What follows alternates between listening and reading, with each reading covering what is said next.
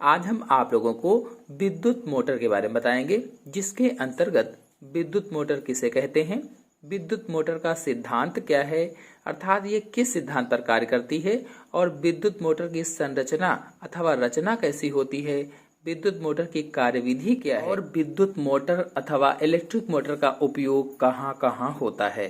तो चलिए पहले विद्युत मोटर किसे कहते हैं ये जान लेते हैं।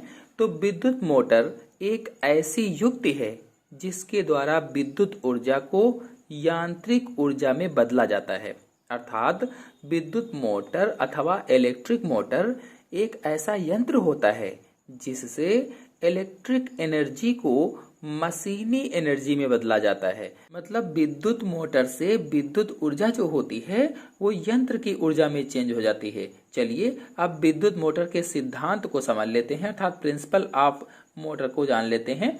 तो जब किसी कुंडली को चुंबकीय क्षेत्र में रख कर उसमें विद्युत धारा प्रवाहित की जाती है, किसी कुंडली को चुंबकीय क्षेत्र में रख कर उसमें विद्युत धारा प्रवाहित की जाती है, तो कुंडली पर एक बल युग्म कार्य करने लगता है। तो क्या कार्य करता है? कुंडली पर एक बल युग्म कार्य करने लगता है। मतलब जब किसी कुंडली को चुंबकों के बीच में रखकर उसमें करंट जोड़ देते हैं तो उस कुंडली पर एक बल युग्म यानी बल का जोड़ा या कपल कार्य करने लगता है, या कहें तो दोहरा बल कार्य करने लगता है।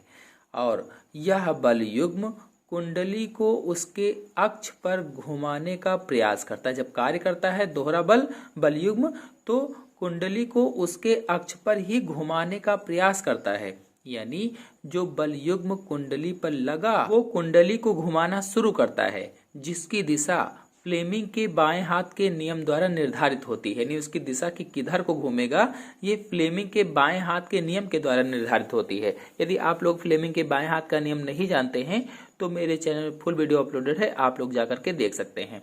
तो कुंडली किस तरफ घूमेगी या किस दिशा में घूमेगी यह फ्लेमिंग के बाएं हाथ के नियम से ज्ञात होता है। यदि कुंडली अपने अक्ष पर घूमने के लिए स्वतंत्र है या फ्री है, यानी कुंडली जो है वो अपने अक्ष पर घूमने के लिए फ्री है तो वह घूमने लगती है। यदि आप लोग फ्लेमिंग के दाएं हाथ और बाएं हाथ दोनों नियम जानना चाहते हैं तो मेरे चैनल में अपलोडेड हैं, आप लोग चैनल पर जाकर के वीडियो को देख सकते हैं। तो ये तो हुआ विद्युत मोटर का सिद्धांत। चलिए अब विद्युत मोटर की संरचना को समझ लेते हैं। चित्र में देखिए, विद्युत मोटर में 4 प्रमुख भाग हैं। ये जो चित्र है इसमें विद्युत मोटर के 4 प्रमुख भाग हैं। पहला भाग है चुंबकीय क्षेत्र, या इसे क्षेत्र चुंबक भी कहा गया है या क्षेत्र चुंबक लिखा गया है। इसे अंग्रेजी में फील्ड मैग्नेट कहते हैं। फील्ड मैग्नेट मतलब इसमें चुंबक होते हैं, या कह लीजिए कि यह एक प्रबल स्थायी चुंबक है जिसके ध्रुव N और S हैं। यानी एक चुंबक का ध्रुव N और दूसरे का S है। फिर दूसरा भाग है आर्मेचर। दूसरा भाग है आर्मेचर। ये जो आर्मेचर है यह एक आयताकार कुंडली है जिस पर तांबे के तार लिपटे होते हैं। जो आर्मेचर है ये आयताकार कुंडली होती है और इस पर तांबे के तार लिपटे होते हैं, या कई फेरों में तांबे के तार इसी पर लिपटे रहते हैं, कई सारे फेरे रहते हैं इसी पर। इस आयताकार कुंडली को ABCD से लिखा गया है। जो आयताकार कुंडली है इसे ABC से लिखा गया है। यह कुंडली चुंबक के दोनों ध्रुव N और S के बीच घूमती है। जो आर्मेचर है ABCD है, यह चुंबक के दोनों ध्रुव N और S के बीच में घूमती है। फिर अगला भाग है विभक्त वलय या स्प्लिटिंग रिंग। तो यह एक गोल छल्ला होता है। जो विभक्त वलय है यह गोल छल्ला होता है जो पीतल का बना होता है।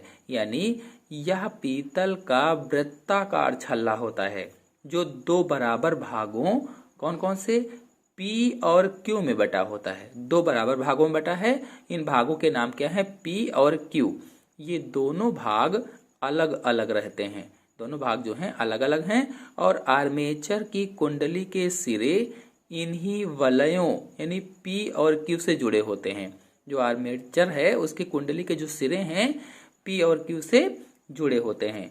ये दोनों आर्मेचर की शाफ्ट से जुड़े रहते हैं और ये दोनों किससे जुड़े हैं, तो आर्मेचर की जो शाफ्ट है इससे जुड़े हुए हैं और इसी आर्मेचर के साथ में ये घूमते हैं। अब विद्युत मोटर का चौथा भाग है ब्रुश।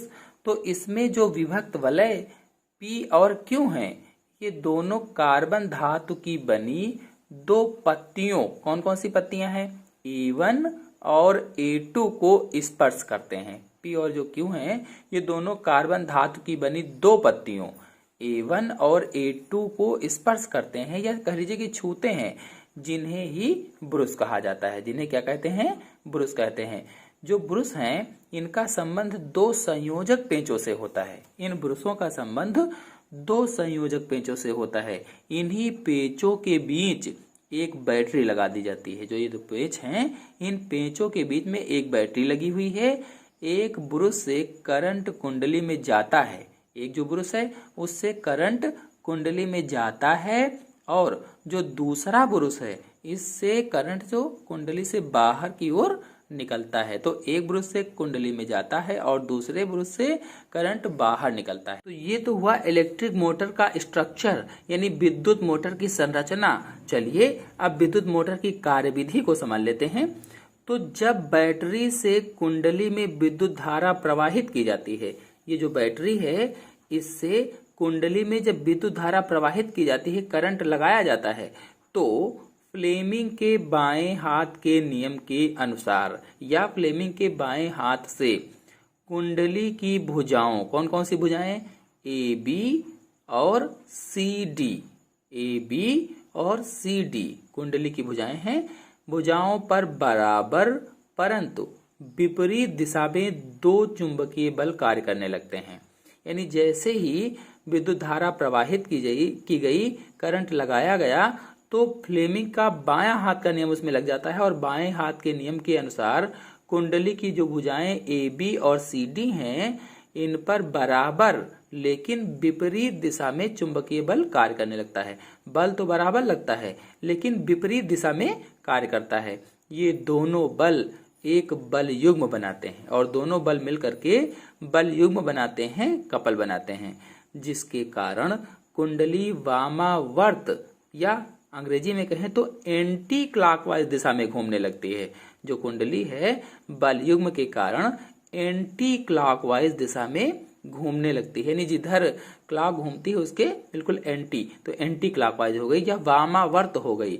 परंतु कुंडली के साथ उसके सिरों पर लगे विभक्त वलय भी घूमने लगते हैं और साथ ही साथ जो कुंडली पर विभक्त वलय लगे हैं ये भी घूमना शुरू कर देते हैं। अतः विभक्त वलय एक ब्रुश से दूसरे ब्रुश के संपर्क में आ जाते हैं। जो विभक्त वलय हैं जब घूमने लगते हैं तो एक ब्रुश से दूसरे ब्रुश के संपर्क में आते हैं और धारा की दिशा इस प्रकार रखी जाती है कि कुंडली पर बल युग्म लगातार एक ही दिशा में कार्य करें। और धारा की दिशा कैसे रखते हैं कि जो कुंडली पर बल युग्म हैं वो लगातार एक ही दिशा में कार्य करें। कहने का मतलब ये है कि कुंडली एक ही दिशा में घूमती रहे।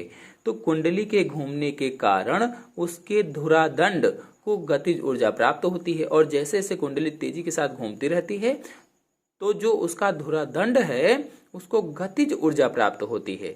इस तरह से इस कार्यविधि पर यह कार्य करता है विद्युत मोटर। चलिए अब विद्युत मोटर के उपयोगों को समझ लेते हैं, अर्थात यूजेस ऑफ इलेक्ट्रिक मोटर के बारे में जान लेते हैं।